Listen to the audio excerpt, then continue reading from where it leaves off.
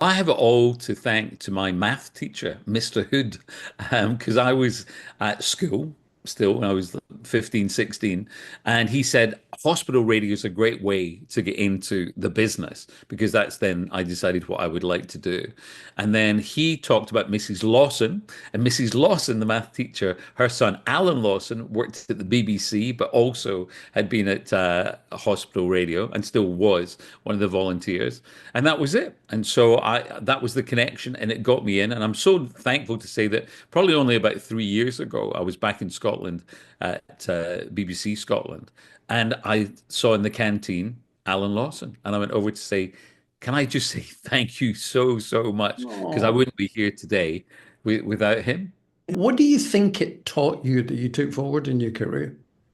Well, it taught me professionalism. I think that was one interesting thing. And I think we were so lucky that HBS Glasgow was run like an actual radio station. And the fact that we were not in a hospital, but we were separate and we had our separate building. And I think it was so interesting that it taught you those special skills. I mean, it certainly taught you what hospital radio was about and who it was really for. But also, I think being honest, like a lot of people that came through that way, we were a bit selfish as well. We wanted to be DJs, and it Mm. was a great stepping stone. But I think the professionalism, and I also learned so much of that from you, because people probably won't know this, that we, even though I've known you my whole life, so when I was 15, 16, I'd never met you, and I was very excited to meet you. And I was even more excited that I was going to do a show right after you over the sort of Christmas period. And I was like, I'm going to be following the great Paul Coia. And I got into the studios, and the great Paul Coia had become the great Houdini. He was not in the studio. Why was the great Paul Coia not in the studio, Paul? Would you like me to admit this now in front of everyone here at this Yes, conference? I would.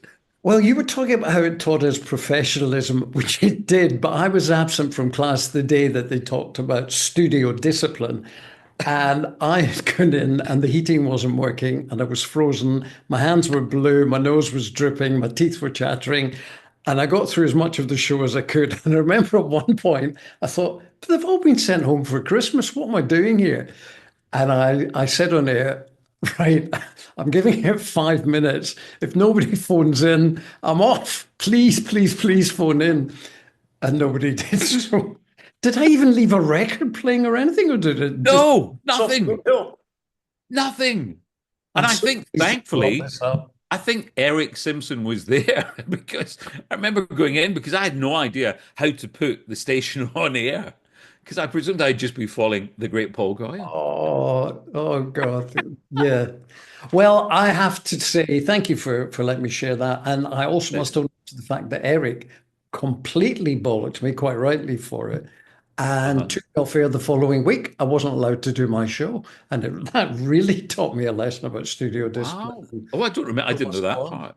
How does hospital radio make itself relevant, stand out from the pack in 2025?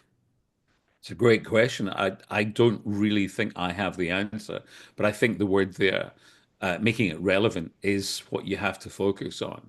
So what can hospital radio provide that every other station that you can get now, whether it, as you said, on your iPad, on your phone, or whatever. So it has to be so relevant, whether or not it's even people, having like a phone in and talking about the state of the hospital food or the conditions, etc. It's something that has to make it so relevant, and it has to be that USP, as we've often talked about, as to what they can really, really do for the patients and back and forth as well. I think it's Mm. such a hard thing because again, as you said, when we did it, that was when people had those funny, they looked like stethoscopes. Remember the little plastic, and that was their only form of entertainment. Very rarely even TVs in the rooms.